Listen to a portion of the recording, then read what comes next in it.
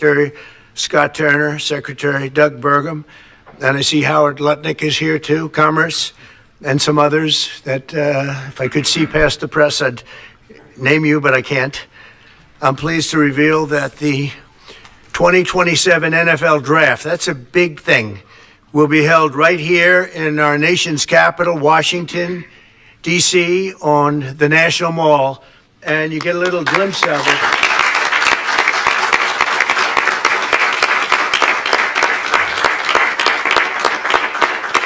I was just saying to Roger, I don't think there's ever been anything like that. That's a good idea. In fact, maybe we could use it for other things also. I have an idea. It's going to be beautiful. It's going to be something that nobody else will ever be able to duplicate that, I don't suspect. It's very exciting. Every year, hundreds of young football players have their dreams come true as the NFL teams across the land, and you just saw that last week. Select the best young players in America to join their ranks. Hundreds of thousands of football fans will travel all across our country to cheer them on in person. We expect, would you say, more than 100,000 people, I think. What is the capacity would you think it can hold? Because the mall can actually hold up to 1 million people if you go all the way back. What do you think? Over 3 days, we'll be over 1 million. Oh, yeah, you're going to have local businesses and bringing jobs and tourism to the heart of our capital. The draft is a celebration of one of our country's most cherished cultural institutions and the annual highlights for football fans everywhere. Everyone in the world is going to be watching.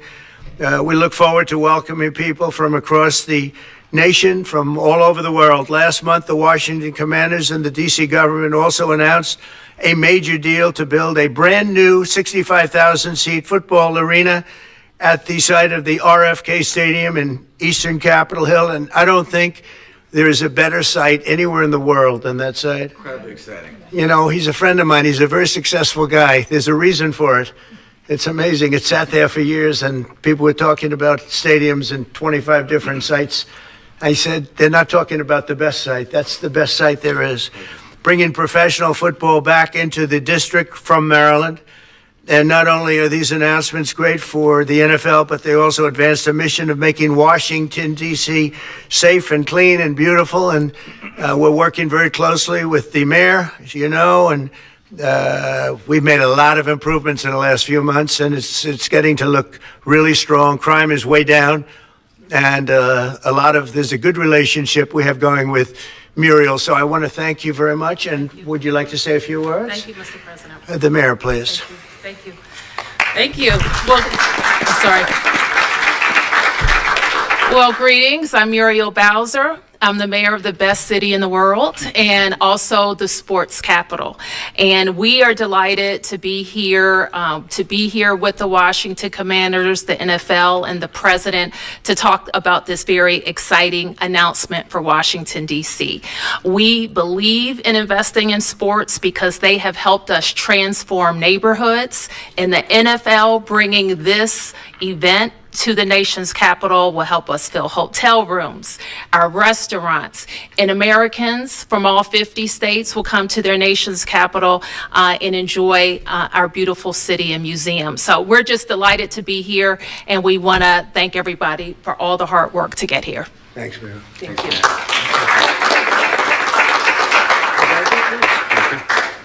Well, Mr. President, thank you. We're honored to be here in the Oval Office, and to have you announce the 2027 NFL Draft is a special treat. So thank you for your support. Also, thank you for your support in the Commanders' new stadium. We agree it's going to be a great site. We think it's going to be great for our fans here, and it's great to come back home. And so we're very excited about that. Josh is leading the way on our behalf, and the mayor, so we thank both of them for that. We also want to thank you because in the first term, you helped us get a Canadian trade deal, which we want to make sure we note again and make Canada sure you know. Does not like me too much. They gave a great American company a lot of money that you deserved, frankly. So Well, thank you. The draft has really become one of the great entertainment and sports events. Just a week ago in Green Bay, we had over 600,000 people attend. The year before in Detroit, we had close to 800,000. As the president remarked, we believe we'll be well over 1 million when we come here to DC in 2027. So we not only believe it's a great site, we believe it's consistent with what the president said, which is investing in our communities, investing specifically here in the nation's capital, one that I grew up here in Washington, D.C., and is particularly important. We think we can have a tremendous impact on this community, and it will not just be an event, it will be something that will show the world how far the nation's capital has come and where it's going. So we're very excited about that. And we thank everybody here. We thank you for your support. We know it's going to be a great event. Mr. President, we thank you again. Thank you very much. You're welcome. Good luck with it. Yes, thank you. Mr. President, thank you very much. We wouldn't be here without you. Thank you for your leadership in terms of the stadium, and now, what a great day for Washington. I mean, to host the NFL draft in 2027 on the Mall. I believe we'll get over 1 million people, and it's going to be an amazing day, and it'll showcase what Washington's all about, but it'll also showcase what our country's all about. Washington is the gateway city to our country, and it'll be an amazing day, and we can't wait to get started. And I couldn't have done it without my partners, Roger Goodell, thank you, and Mayor Muriel Bowser. And we're ready to get to work, and I can't imagine RFK coming back. I grew up here. DC used to stop and on Sundays, and everyone would be inside watching football, or everyone would be glued at the stadium. And so we want to bring that back. And football really is as essential to the culture of America. We all love it. We all watch it, and it brings people together. And so what a great way to celebrate the United States of America, the NFL, and the Washington Commanders. And President Trump, we leave on your desk a Trump jersey. You are the ultimate commander, so it is a Commander's jersey. There's no bird on it, but we appreciate you, and thank you for everything you've done, and look forward to the future. Thank you very much. Thank you. And I have to say that Josh had a very good draft a short while ago. You have a very good quarterback. You do. A great quarterback, I think. Great. Any questions, please, about the stadium or any of it? Yeah, please. Yes. Thank you very much. Yes, thank you so much. About the draft, and I would like to upcome an event that it was already mentioned here, the World Cup. Although United States, the passion here is football. For the World Cup next year, how do you envision, Mr. President, this event here in the United It'll be States? fantastic. I worked very hard to get the World Cup. It was, in fact, I think I have the trophy right here, right behind you. Don't have a picture taken with Roger and that trophy, by the way. But no, they brought it in. Johnny, who's a good guy, but he brought that in. That's the actual trophy. It's interesting that you asked that. And it's made at Tiffany's, and they're leaving it here until just before the actual World Cup. Then it goes to the champion. But that's very exciting. We have the Olympics. So we have both of them. I worked very hard in getting both, and I said, I'm not going to be able to be there as president. And then a strange thing happened, and it turned out I became president not for the term that I was supposed to be. I became president while we have the Olympics and the World Cup, and we have something that maybe surpasses everything, the 250th anniversary of our country. So that's going to be great. That's going to be a very big event, a year-long event. So thank you for the question. Very nice question. Yeah, please. So you've often said you want U.S. to be bigger, better, and stronger. Currently, Russia is the biggest country in the world by landmass, followed by Canada and then China. So when you say that you want to annex Canada, is it so that it would be the biggest country in the world? No, I never even thought of it that way, although I am a real estate developer at heart. I've never heard that question.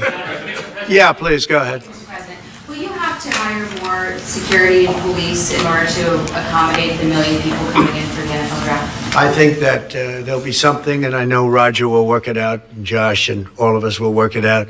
It's such an honor to have that. I think it'll be great for everybody, great for our country. It'll be something very special. There's no scene like it. There's no site like it. My whole life was based on sites. locations. And as soon as I looked at that rendering, it's going to be beautiful. It's going to really be beautiful. You know, interestingly, I didn't know exactly where it's sat relative to the Capitol, but the stadium, if you go back, is right behind the Capitol, miles behind, but nevertheless visually right behind it. So it's going to be an architect's dream, whoever the architect is chosen, and the owner. It's going to be something special. I think it's going to be great for the area. Going to be, it will be top of the line. I know these people very well, and they only know about top of the line. And I would say that more will be put into the stadium than would be put into a identical stadium of a similar size. I think they're going to do a special, because of the importance of the location.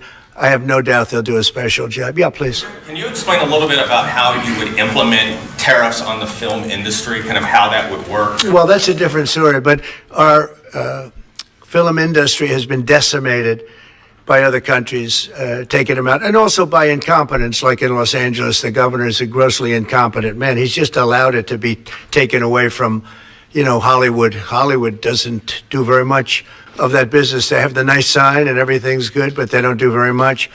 A lot of it's been taken to other countries, and a big proportion. And I'm actually going to meet with some because, you know, there's some advantages, I guess, and I'm not looking to hurt the industry. I want to help the industry. But they're given financing by other countries. They're given a lot of things. And the industry was decimated. If you look at how little is done in this country now, you know, you think we were the ones. We used to do 100, not long ago, 100%. Now we do almost like very little. It's shocking. Are you in that business too? Because he's in so many businesses. You could explain it, but it's not a good situation. So we're going to meet with the industry. I want to make sure they're happy with it because we're all about jobs. That's all what I'm, you know, it's very important. It's a big industry, but it's an industry now that's, it's really left, it's abandoned the USA where it started. And we'll get it back. Yeah, please. Thanks, Mr. President.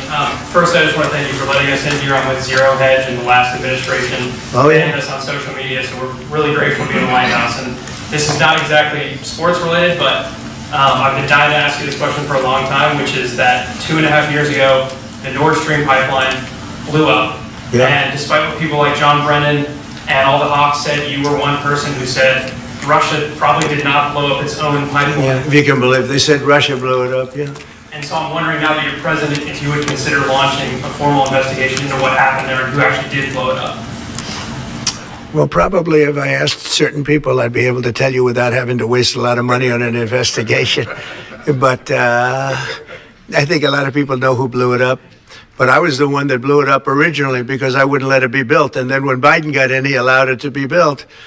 And it's very interesting. But I think Russia, with the price of oil right now, oil's gone down. I think we're in a good position to settle. They want to settle. Ukraine wants to settle. If I weren't president, nobody would be settling. They're losing 5,000 people a day. Think of it. Here we talk about football. They're losing 5,000 people on average a week, mostly Russian soldiers and Ukrainian soldiers, 5,000 a week, not including people that are, you know, killed as missiles go into areas that they shouldn't be. It's a very terrible thing, and I think we've come a long way, and it could be something will happen, but hopefully it will. As you know, President Putin just announced a 3-day ceasefire, which doesn't sound like much, but it's a lot if you knew where we started from, because they were not. We had a president that for 3 years didn't speak to Putin, and it all shouldn't have happened. This is a war that should have never happened. And you're going to be very disappointed when you find out the real number of people that were killed. It's far greater, many times greater, I believe, but far greater than the numbers that you're putting out. It's a very, very deadly, horrible war. Okay? Yes, ma'am. Thank you, Mr. President. Some Catholics were not so happy about the image of you looking like the Pope. Oh, I see. You mean they can't take a joke? You don't mean the Catholics. You mean the fake news media. Not the Catholics loved it. I had nothing to do with it. Somebody made up a picture of me dressed like the Pope, and they put it out on the internet. That's not me that did it. I have no idea where it came from. Maybe it was AI, but I know nothing about it. I just saw it last evening, Actually, my wife thought it was cute. She said, "Isn't that nice?" Actually, I would not be able to be married, though. That would be a lot. I'd have to the best of my knowledge, popes aren't big on getting married, are they? Not that we know of. No. I think it's the fake news media that, they're fakers. My question, though, sir, was about the fact that it was put out on the White House account, even though it was AI generated, it was a joke, it was a meme. Does it at all diminish the substance of the official White House account to have it go out on the Oh, give me a break. It was just somebody did it in fun. It's fine. Have to have a little fun, don't you? Yeah, please, go ahead. Tell me about a program that's just been introduced to give undocumented immigrants living in the United States About me? $1,000 to self-deport. Can you just tell us a little bit? Oh, the new program, yeah. We have millions of people that have come into this country illegally through an administration that didn't know what they were doing. They didn't have a clue. And now we find out officially they didn't because the president was incompetent, but I could have told you that before. And they've allowed millions and millions of people to pour in. Murderers, drug dealers, the biggest drug dealers in the world, actually, terrorists come in, emptied prisons from many countries, not just South America, all over the world. They emptied their prisons into our beautiful USA. And to get that many people out, 21 million people we think the real number is, but let's say 3 million of them are serious criminals. 11,888 murderers, many of whom murdered more than one person. It's hard to believe we have to even talk about this when we're talking about something so beautiful, but it's something we have to talk about having to do with the country because it's very important. So they came in by the millions illegally into our country. They just flowed in through an open border policy that was insane. And what we've done is we've offered, you know the numbers, but because we're taking them out by the thousands, we're being obstructed. It's very unfair what's happening because the court system it's very unfair. We have to get them out fast. These are bad people. These are people that are killing, and they've already killed many people in this country. Illegal immigrants that came in illegally through an open border policy, which is insane. We talk about common sense. That's not common sense. And they came in from the Congo, all over Africa, all over Asia, all over South America, parts of Europe. They flowed in and just walked right into our country. We had no idea who they were. 21 million at least. That's probably a low number. You hear lower numbers than that. It's not. That's a low number. But many are really serious criminals and terrorists and people from jails. They emptied out jails. Venezuela, their crime is down 72% because they took all the criminals off the streets and the gangs and they dumped them into our country. So we're getting them out. It's a very difficult thing with the courts because the courts have all of a sudden, out of nowhere, they said, maybe you have to have trials. We're going to have 5 million trials. Doesn't work. You wouldn't have a country left. But hopefully the Supreme Court will save it. But what they've done is a very, very serious thing. Past presidents took out hundreds of thousands of people when needed. You look at Eisenhower, you look at many of them, and they took people out and they didn't go through any of this. But what we thought we'd do is a self-deport, where we're going to pay each one a certain amount of money, and we're going to get them a beautiful flight back to where they came from, and they have a period of time. And if they make it, we're going to work with them so that maybe someday, with a little work, they can come back in if they're good people, if they're the kind of people that we want in our company, industrious people that could love our country. And if they're not, they won't. But it will give them a path to becoming, to coming back into the country. If they miss that limit, they're going to be taken out of our country. And they will never get a path to come back in. And it'll be a much tougher process. And it's called self-deportation. And by doing that, you're talking about so many millions of people. By doing that, we've taken out thousands of terrorists, drug lords. What we've done is amazing. And I'm sure Tom Homan and Kristi Noem have done an incredible job. They really have done an incredible job. But it's a hard job. So we're going to have a self-deportation where they deport themselves out of our country, and we'll work with them, and we're going to try, and if we think they're good, if they have, the people we want, in our country, they're going to come back into our country. We'll give them a little easier route. But if they don't work, and if we take them out after the date, then they're never coming back, and that's the least of the problems that they're going to have. Yeah, please. What's your expectation for your meeting with the Canadian Prime Minister tomorrow? I don't know. He's coming to see me. I'm not sure what he wants to see me about, but I guess he wants to make a deal. Everybody does. They all want to make a deal because we have something that they all want. We have something that they all want. China wants to make a deal very badly. You see what's happening to China. China's being decimated, and I don't want that to happen. But they have to make a fair deal. We were losing hundreds of billions of dollars a year. We were losing think of it, on our trade policies with Biden. We're losing $5 billion a day. I think Josh, as a great businessman, would not let that happen too long, right? How many groups can lose $5 billion a day? If you lose $5 billion one day, that's the end of that company, right? You're fired. He says, you're fired. Get out of here. So we essentially did that, and we have it down to a very low number. We're doing really well, really well. Yeah. How did you decide to reopen Alcatraz? Can you walk us through that decision? Did I say what? To reopen Alcatraz, how will you use it? How did you come up with the idea? Well, I guess I was supposed to be a movie maker. We started with the movie making, and we'll end. I mean, it represents something very strong, very powerful in terms of law and order. Our country needs law and order. Alcatraz is, I would say, the ultimate, right? Alcatraz, Sing Sing and Alcatraz, the movies. But it's right now a museum, believe it or not. A lot of people go there.